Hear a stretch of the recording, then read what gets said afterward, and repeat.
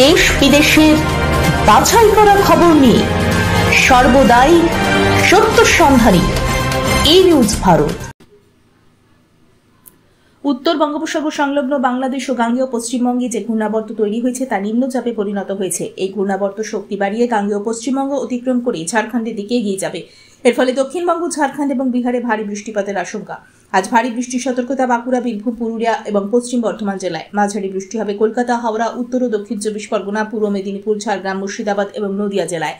কলকাতায় বৃষ্টি ইতিমধ্যেই শুরু হয়ে গিয়েছে। বৃষ্টি শুরু হয়েছে উত্তর চব্বিশ পরগনা, দক্ষিণ চব্বিশ পরগনাতেও। বাতাসে জলীয় বাষ্প বেশি থাকায় আর্দ্রতাজনিত অস্বস্তি বজায় থাকবে। আগামী 4 থেকে 5 দিন ভারী বৃষ্টির পূর্বাভাস সঙ্গে মঙ্গলবার পর্যন্ত মৎস্যজীবীদের পশ্চিমবঙ্গ ও ওড়িশার সমুদ্রে যেতে নিষেধ করা হয়েছে। রাজ্যের বিভিন্ন অংশে গঙ্গার জলস্তর বৃদ্ধি পাওয়ার সম্ভাবনা রয়েছে, যা বন্যা পরিস্থিতির সৃষ্টি করতে পারে। গোটা রাজ্যে আগামী কয়েকদিন দুর্যোগপূর্ণ আবহাওয়ার প্রভাব থাকবে। কলকাতার আকাশ আগামী 3 দিন সাধারণভাবে মেঘলা থাকবে। আজ কলকাতা ও তার পার্শ্ববর্তী অঞ্চলে দিনের সর্বোচ্চ তাপমাত্রা 30 ডিগ্রি সেলসিয়াস, সর্বনিম্ন 26 ডিগ্রি সেলসিয়াস। বাতাসে আপেক্ষিক আর্দ্রতার পরিমাণ 90%। অনুভূত তাপমাত্রা 34 ডিগ্রি সেলসিয়াস। আজকের বৃষ্টিপাতের পরিমাণ 19.6 মিলিমিটার। ব্যুরো রিপোর্ট, ই নিউজ ভারত।